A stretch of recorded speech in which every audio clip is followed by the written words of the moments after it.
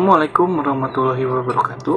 Kami dari kelompok 5 ingin mempresentasikan hasil penelitian kami dengan judul Pemberdayaan Perempuan dalam Kepemimpinan Pemerintahan Desa Cileunyi Kulon. Sebelum masuk ke pemateri, izinkan kami memperkenalkan diri dulu. Yang pertama, saya Asep Rendi, ada teman saya Dewi Juniati, ada Gina Pauziah, ada Nisa Agnia, ada Riza Hulia, dan ada Umu Kiada. Kepemimpinan perempuan adalah satu pilar penting dalam mewujudkan pengutamaan gender. Pemimpin perempuan tidak hanya membawa perspektif dan inovasi yang baru, akan tetapi juga menciptakan lingkungan kerja yang lebih inklusif dan berkeadilan. Artikel ini bertujuan untuk mengetahui kebijakan di Desa Cileunyi Kulon, sebagaimana yang diketahui bahwa peran perempuan dalam pengambilan keputusan sangat dibutuhkan untuk menjadi perwakilan. Penelitian ini dilakukan dengan menggunakan metode penelitian kuantitatif. Adapun instrumen penelitiannya adalah observasi yang berpacu kepada pedoman wawancara sebagai instrumen kunci. Sumber data penelitian ini adalah hasil wawancara dari petugas pemerintahan desa dan warga di Desa Cileunyi Kulon. Saya Nisa Agnia. Di sini saya akan memaparkan mengenai pendahuluan di dalam jurnal yang kami buat dalam penelitian pemberdayaan perempuan dalam kepemimpinan di Desa Cileunyi Kulon. Nah, yang pertama saya akan membahas pemberdayaan perempuan. Nah, pemberdayaan perempuan merupakan satu upaya perempuan untuk memperoleh akses dan kontrol terhadap sumber daya, ekonomi, sosial, politik, dan budaya. Nah, agar perempuan dapat mengatur diri dan meningkatkan rasa percaya diri untuk mampu berperan dan berpartisipasi aktif dalam memecahkan masalah sehingga dapat membangun kemampuan dan konsep diri. Nah, selanjutnya ada kepemimpinan. Kepemimpinan merupakan faktor utama yang harus diperhatikan sebab merupakan satu kekuatan penting yang tak terlepas dari individu untuk berperan sebagai pemimpin itu sendiri. Pemimpin dapat mempengaruhi semangat dan kegairahan kerja, keamanan, kualitas kehidupan kerja, dan juga tingkat prestasi suatu organisasi. Para pemimpin juga memainkan peranan penting dalam membantu kelompok individu untuk mencapai tujuan yang diinginkan. Nah, di era globalisasi sekarang ini, pada dasarnya perempuan mempunyai banyak potensial untuk memiliki peran, kemampuan, dan kapabilitas yang sama dengan laki-laki. Pada bidang pemerintahan pun sekarang sudah banyak perempuan yang ikut berkontribusi untuk memimpin negara. Contohnya ada Menteri Keuangan yaitu Ibu Sri Mulyani. Nah, di Desa Cileunyi Kulon, peran perempuan dalam kepemimpinan sudah berjalan dengan baik. Akan tetapi masih ada hambatan dalam pelaksanaannya seperti adanya kultur sosial setempat di mana di sana masih ada daerah pedesaan yang terpencil yang urbanisasinya tuh belum banyak. Mereka masih menganggap bahwa perempuan itu langkahnya sempit. Nah, yang kedua ada kultur agama, yang dimana ada salah satu ayat Al-Quran yang mengutip mengenai kepemimpinan. Seharusnya pemimpin itu harus dipimpin oleh laki-laki dan perempuan sebagai pengikutnya. Namun permasalahan ini terus menjadi kajian aparatur Desa Cileunyi Kulon untuk melakukan kesetaraan gender agar nantinya tidak ada lagi permasalahan yang ditimbulkan. Sekian dari saya, terima kasih. Selanjutnya saya akan menjelaskan mengenai metode penelitian. Metode penelitian yang kami lakukan adalah menggunakan metode penelitian kualitatif dengan menggunakan instrumen observasi dan juga pedoman wawancara. Selanjutnya saya akan menjelaskan mengenai metode penelitian kualitatif menurut Sugiono. Pada tahun 2014, menurut Sugiono, metode penelitian kualitatif adalah metode penelitian yang berlandaskan pada filsafat positifisme, digunakan untuk meneliti pada objek yang alamiah, di mana peneliti adalah sebagai instrumen kunci Pengambilan sampel sumber data dilakukan secara post-posif dan juga snowball.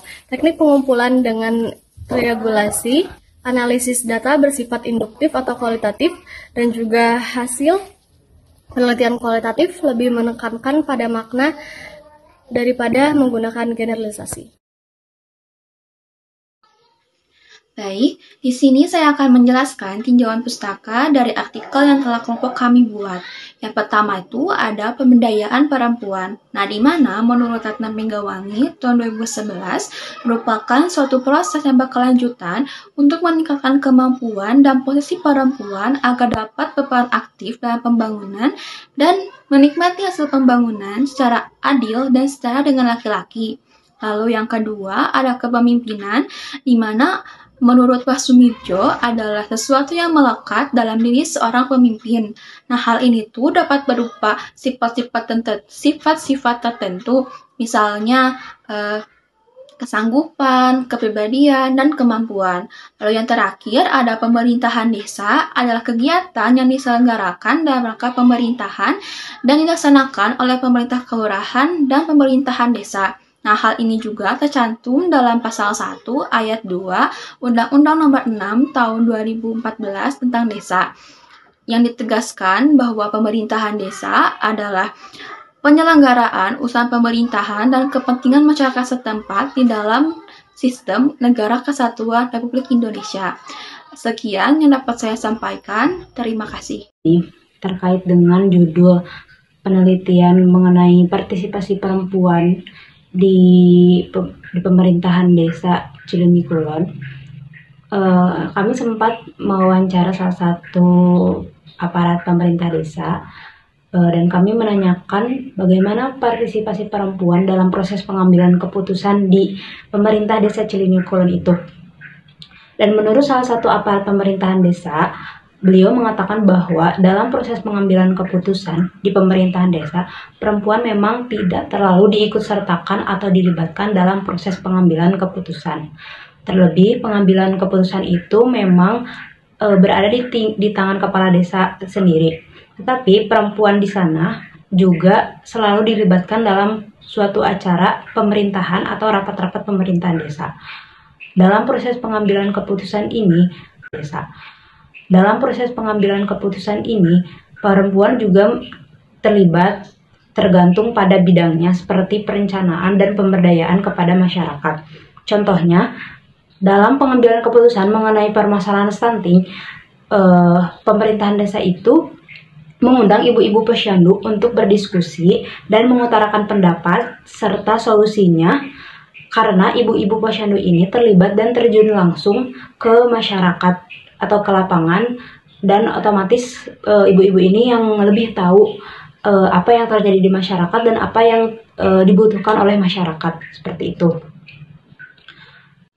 Dan bahkan perempuan itu sendiri lebih tahu mengenai apa saja yang terjadi atau apa saja permasalahan yang terjadi di masyarakat, karena ibu-ibu ini atau perempuan-perempuan ini banyak terlibat seperti mendata masyarakat, lansia, balita, ibu hamil, dan lain sebagainya. Lalu selanjutnya, kami juga mewawancara mengenai apa sih peran perempuan dalam pelaksanaan program-program pemberdayaan masyarakat di Desa Cileunyi Kulon ini. Nah, dalam perencanaan pelaksanaan pembangunan dan pemberdayaan serta pembinaan masyarakat pemerintahan desa, desa itu memang selalu melibatkan unsur perempuan di dalamnya, karena memang program-program desa ini banyak diwakili oleh ibu-ibu PKK. Namun persentase 30% itu memang belum tercapai, karena memang menurut salah satu pemerintah aparat desa itu, persentase 30% itu memang tidak harus atau tidak mesti. Yang penting ada keterlibatan unsur perempuan di sana dan sudah terwakilkan di tiap-tiap lembaga. Di pemerintah desa itu, laki-laki dan perempuan memang mempunyai lokus yang berbeda, dan perempuan ini memang terfokus pada program-program pemberdayaan dan pembinaannya. Banyak program-program yang diusung oleh ibu-ibu PKK yang mana itu sudah berjalan untuk memberdayakan masyarakat di Desa Cileunyi Kulon. Bukan hanya pemberdayaan, pembinaan-pembinaan juga menjadi program-program yang bisa membawa banyak dampak bagi kesejahteraan masyarakat di sana.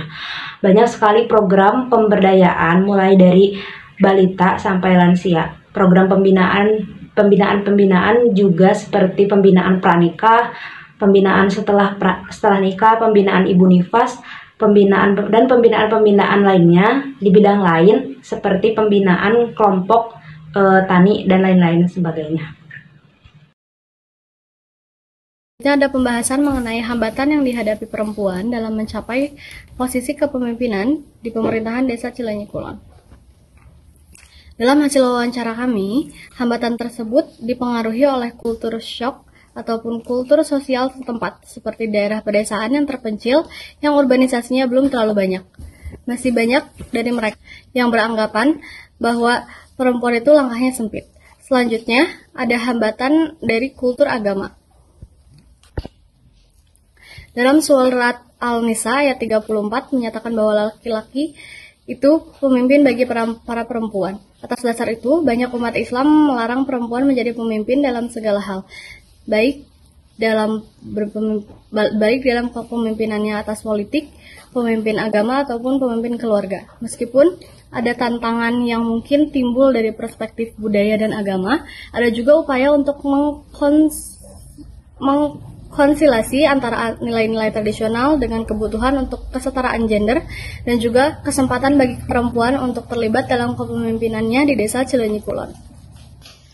Selanjutnya, pembahasan mengenai efektivitas kebijakan pemerintahan di Desa Cileunyi Kulon dalam mendukung pemberdayaan perempuan. Lembaga BPD atau Badan Permusyawaratan Desa adalah lembaga tertinggi dalam pemerintahan desa di Indonesia. Keterlibatan perempuan menjadi pemimpin di desa melalui lembaga BPD dapat meningkat representasi gender dalam pengambilan keputusan desa serta memajukan pemberdayaan perempuan di tingkat lokal. Ada BPD yang terpilih di Desa Cileunyi Kulon, 1 orang perempuan, dan itu pun calonnya perempuan semua karena regulasinya di dalam BPD. Oleh karena itu, di dalam badan tersebut mengharuskan perempuan menjadi calon yang dikhususkan untuk para perempuan. Efektivitas kebijakan Desa Cileunyi Kulon dalam pemberdayaan perempuan juga adanya ketua RT dan juga ketua RW yang diwakili oleh perempuan. Jadi Desa Cileunyi Kulon memperbolehkan keterlibatan perempuan dalam kepemimpinan di desa tersebut. Oke, selanjutnya saya akan melanjutkan yang akan membahas tentang kesimpulan berdasarkan penelitian yang telah kami lakukan, yaitu garis besarnya adalah kepemimpinan di wanita di Desa Cileunyi Kulon. Tidak bisa dipungkiri, pengambilan suara di perempuan di masyarakat untuk sekarang sangat penting sekali. Bahkan bukan hanya bahkan beberapa tempat pun, mungkin semua tempat di desa-desa itu sekarang sedang memperhatikan kepemimpinan perempuan di daerahnya. Termasuk di Desa Cileunyi Kulon, peran perempuan itu sebetulnya sangat penting sekali seperti itu. Akan tetapi setelah penelitian kami lakukan, kepemimpinan di Desa Cileunyi Kulon mendapat banyak hambatan sekali sehingga implementasinya tidak bisa berjalan sesuai dengan porsinya dan standarnya. Bahkan sebetulnya badan pemerintahan desa atau aparatur-aparatur yang ada di desa itu tidak membuat kebijakan untuk kepemimpinan wanita atau larangan untuk kepemimpinan wanita di desa tersebut. Dan yang telah kami teliti dari penelitian kami adalah yang pertama, ada hambatan-hambatan yang mungkin bisa mencederai kepemimpinan wanita di Desa Cileunyi Kulon. Dan kami meneliti ada 2 hambatan, yaitu yang pertama adalah kultur sosial, di mana di wilayah Bandung ini atau di dataran Sunda ini ada peribahasa bahwa perempuan itu sempit langkahnya, perempuan itu tidak bisa menjadi pemimpin seutuhnya dan sebagainya. Nah, bahkan banyak orang di Jawa Barat ini atau di Bandung khususnya itu berpendapat bahwa pemimpin itu adalah seorang laki-laki seperti itu. Nah, yang kedua dari kultur agama yang disebutkan dari surat An-Nisa ayat 34 yang dibilang bahwa garis besarnya aja bahwa pemimpin itu adalah laki-laki, perempuan itu adalah pengikut, seperti itu. Nah, jadi banyak orang yang mungkin kebetulan di Desa Cileunyi Kulon ini rata-rata mayoritasnya adalah masyarakat muslim. Jadi berpendapat seperti itu. Akan tetapi setelah kami mewawancarai aparatur desa, kadar-kadar kepemimpinan perempuan, dibilang bahwa sekarang itu sedang mengusahakan kesetaraan gender di Desa Cileunyi Kulon tersebut, dan bahkan ada beberapa yang sudah mulai terpilih, seperti ada anggota RW yang perempuan dan ibu-ibu PKK yang sudah mulai menguasai suara-suara di masyarakat dan sebagainya. Seperti itu. Terima kasih atas perhatiannya. Mohon maaf bila ada kesalahan maupun ucapan ataupun maupun perbuatan.